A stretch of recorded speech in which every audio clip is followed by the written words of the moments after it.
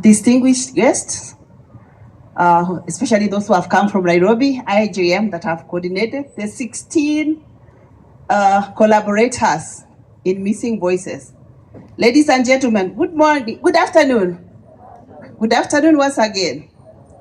May I thank the IJM for choosing Nakuru as one of the venues to mark this special day. And on behalf of watu wa Nakuru, tunawaambiaje? Karibuni, si ndio? Thank you for coming here and also getting to hear the voices of the people of Nakuru. So my name is Elizabeth Juma, the head of station, Chief Magistrate Nakuru Law Courts, and I'm here to represent the Chief Registrar of Judiciary, who was invited and honored us as a station to honor this occasion, to celebrate the day of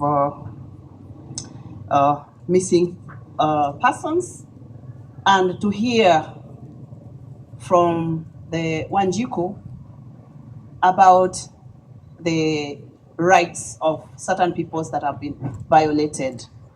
So as a judiciary, we want to just assure you that we are ready under the Constitution to be able to protect the rights, especially for the victims.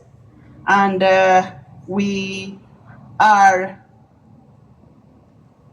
the mandate to enforce the rights, especially for the families, and also to protect the persons who are missing. How do we do this? The police have said the arrests. The IPOA have said to ensure that even during that arrest, the rights of Wanjiku are obeyed and observed. But in most cases, the cases we find in court is that during the process, the rights of innocent Kenyans have been violated.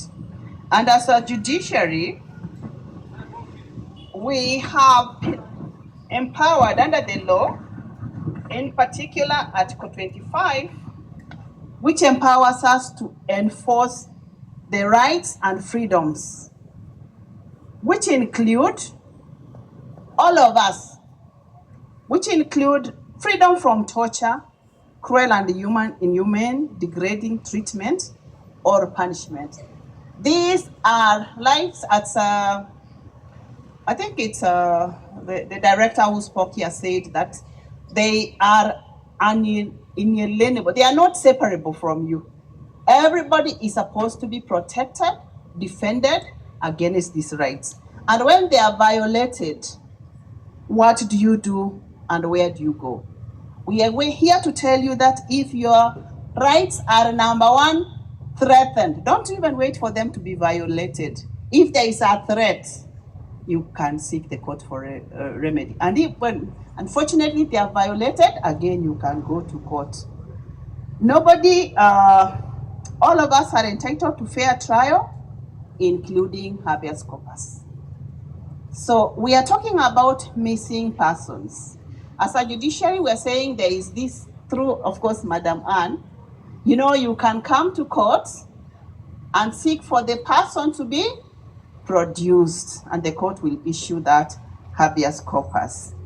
I know there could be a challenge that the court can issue an order and it's not obeyed, but we encourage you that kindly, if you know a missing person and you know the person is held somewhere, it is your right to approach the court to seek the order of habeas corpus and Article 25 of the Constitution. So as a judiciary, we are also here to inform you that under the tenure of our Honorable Chief Justice Martha Koome, she has introduced the vision of STARCH through a vision that is anchored in 5 tenets. The first tenet is to be accessible and efficient. We are endeavoring to be accessible both physically, even at Nakuru Law Court here, we embrace an open door policy. If you have an issue, you can always come to the PJ or my office at the head of station. We have also embraced technology that if you have an issue, you can file it online through the e-filing system. We also endeavor to be transparent and accountable. I heard Stella Maris mention a case. I don't know whether the case is pending in court. If it is pending in court, like Mr. Baraza would also like to pick the case, know which court it's pending so that we can see how it can be expedited. We also embrace inclusivity and shared leadership through our CUC. I do know that we could have some CUC members of Nakuru Law Court here. That is the community that come to give us feedback on the leadership and also to add value to the leadership. There is also cooperation, there is cooperative dialogue and social justice. So why are we here today as a judiciary? Just to encourage you is that to not remain silent. If your right is violated, threatened, or has been violated through, or even these organizations, even the other arms of government, you can approach the court for redress. And again, also to assure you, just like the previous speakers, is that we collaborate with them, but we act as an independent. How do we collaborate? When the police come to seek for orders to investigate, we give them. When the DPP is seeking certain orders, we give them. IPOA also helps us to give feedback, especially where a victim has come to court and alleged torture during the process, we also refer them to IPOA. So it is important to note that cases of enforced disappearance are addressed promptly and effectively through the judiciary by empowering and informing citizens to understand their rights, the law, and the mechanism to obtain justice. So all courts in the country have a customer care desk. If you come here at Nakuru Law Court, it's the very office that you meet where any citizen can seek assistance. The Kenyan judiciary also has leveraged on technology. I mentioned this earlier. So the processes are automated, cases are registered through the judicial case management system. So in effort to ensure transparency and accountability, complaints by members of public on the judicial process can also be processed through the Judicial Service Commission. So the judiciary plays a crucial role in supporting families of victims of enforced disappearance by providing legal avenue. That is why I'm here, just to tell you that if a person is missing or there's a threat on any of your persons, approach the court, and I'm sure we have many other support organizations that offer free legal services, and even you can approach the other law enforcement agencies for to seek justice. And you can seek it through various ways. The courts provide a formal process through which families can file complaints. They can file lawsuits, petitions to address cases of enforced disappearances.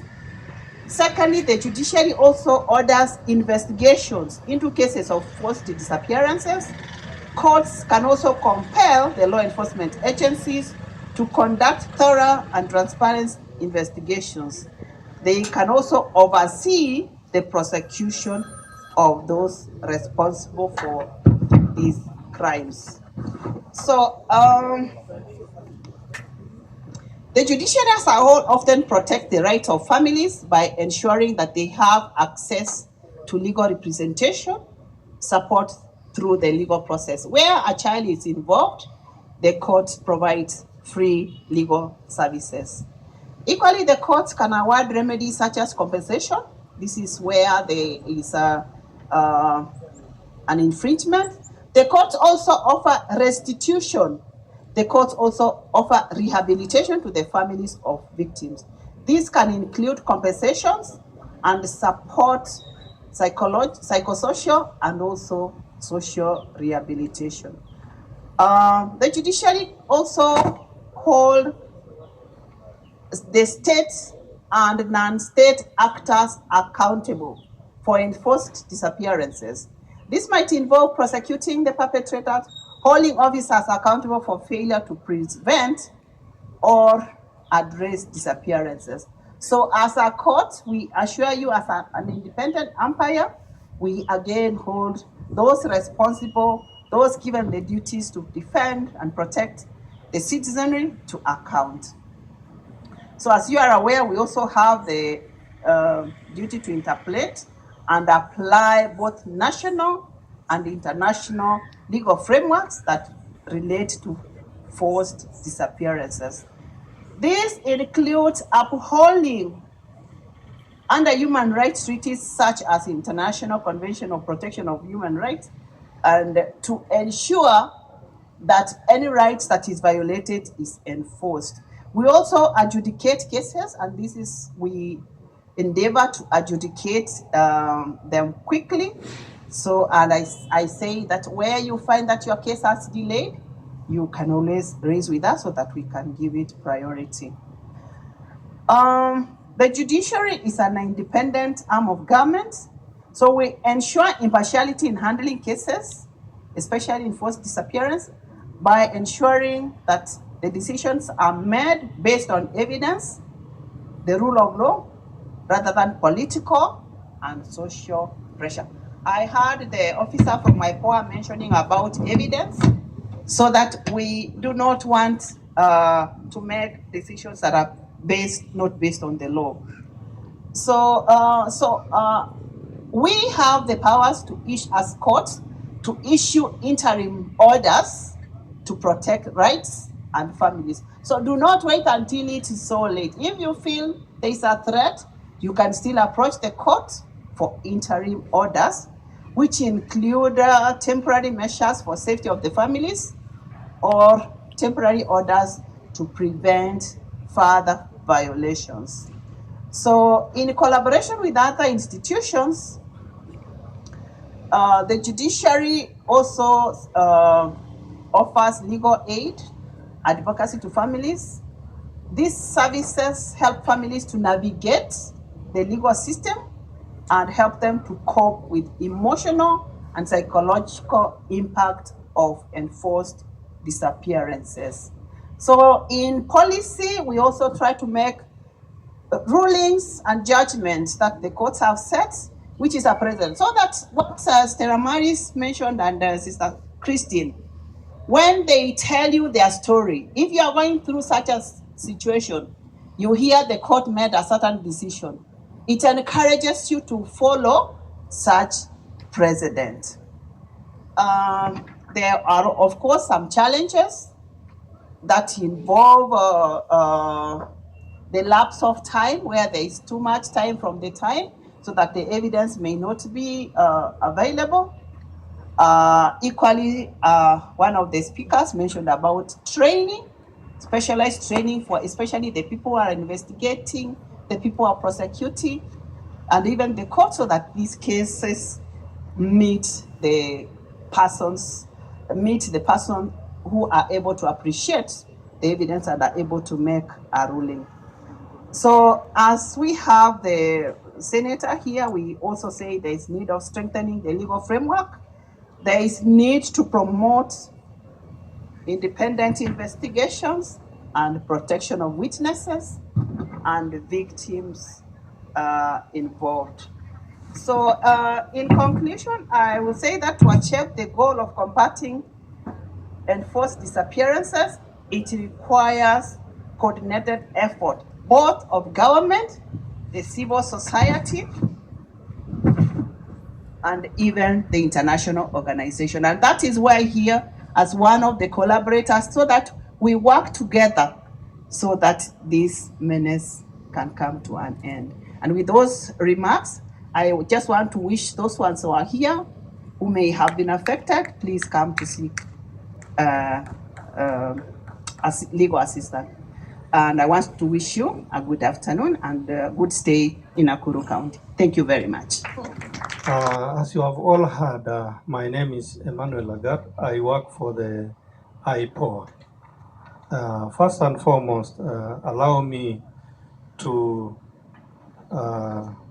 extend gratitude from my CEO and the board of IPOA, who allowed me to come here and to partner with you to celebrate this day, the International Day of Victims of Enforced Disappearance. I've also been taken a while back by the singers who are here, very emotional.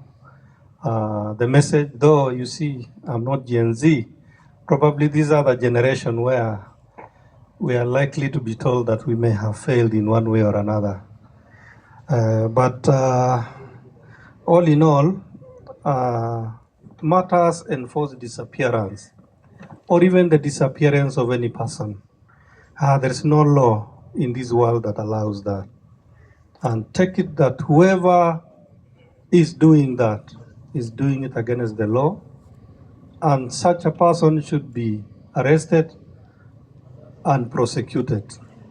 It doesn't matter whether that person is a law enforcement officer or a civilian who purports to be a police officer or a law enforcement officer, or even a criminal gang that takes advantage of such situations and then perform things to depict that those are members of the National Police Service or any other law enforcement officer. As IPOA, we do oversight the National Police Service. We do monitor the operations, we do receive complaints, we investigate cases that are reported to us.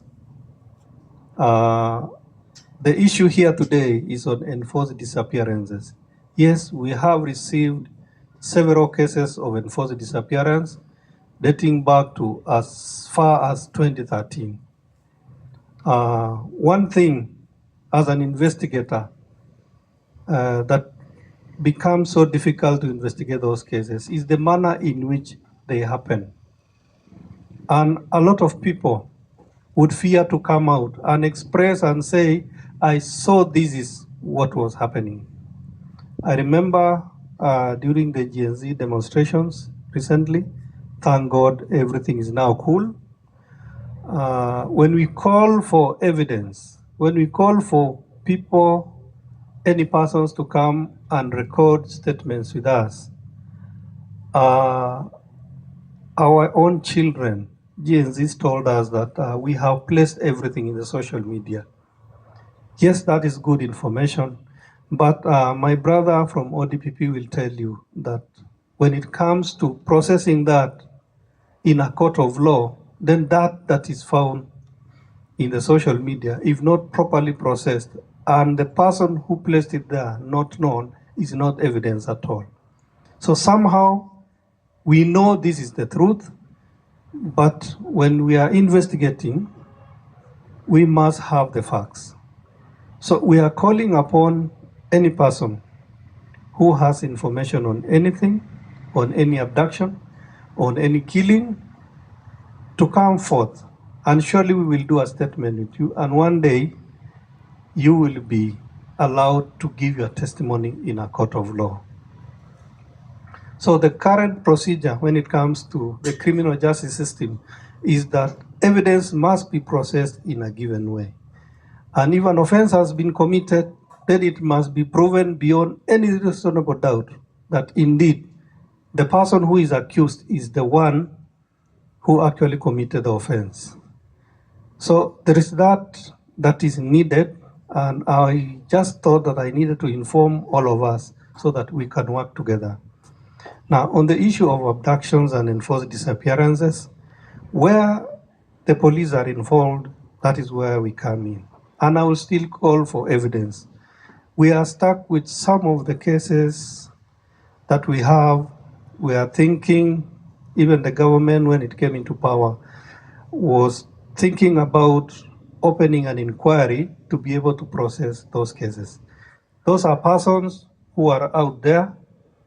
Those are persons who cannot be found. We know the agony that the family members are going through, and it is actually not good, especially in the 21st century, where we ought to be your brother's keeper. We ought to be observing the human rights issues worldwide over. And the sanctity of life must always prevail. Every day, as my colleague from the National Police Service has said, we are always reaching out to them for information with regard to the cases that we are investigating. We also reach out to the Director of Public Prosecution to be able to review our files and tell us that this is good to go, this is not good to go, you still need to go back and cover this area. Once we are in court, then the judiciary takes over now as an independent party to be able to hear our cases. So our key stakeholders are those three when it comes to the criminal justice system, including the prison that now takes care of those who've been convicted. Just for information, if we look at the IPOA reports, you realize that we have slightly over 160 cases that are ongoing in court pertaining to officers who have abused or violated the rights of persons in this country. 160. You can imagine what the service would say. 160 officers is enough to be able to take care of our country. But because of those errors that they did, then they are being held accountable. So one way of IPOA ensuring that there is accountability is carrying out that investigation and holding culpable officers and taking them to go to sea. That is where justice is done. Now, another one is that we have the issues of psychosocial support for the people who are going through trauma, through certain difficulties because their loved ones have been injured in one way or another or have been killed. We normally provide psychosocial support. IJM, the sponsor of this event, has always been available for us. And then we have many other organizations that also assist in that line. So that we have a wide network from the social justice centers who speak to the people on the ground to be able to come forward and share their stories. And then they bring them as witnesses. We must say thank you to the social justice centers. But we believe that going forward and into the future, and actually beginning from today, the issue of enforced disappearance should disappear. That is the call, and it should stop because it is unacceptable, it is unlawful, it is not good at all. We need to live in a free society. Thank you so much. I'll be available for any person who would want to share information with me. I'll be seated over there. Thank you and God bless all of you.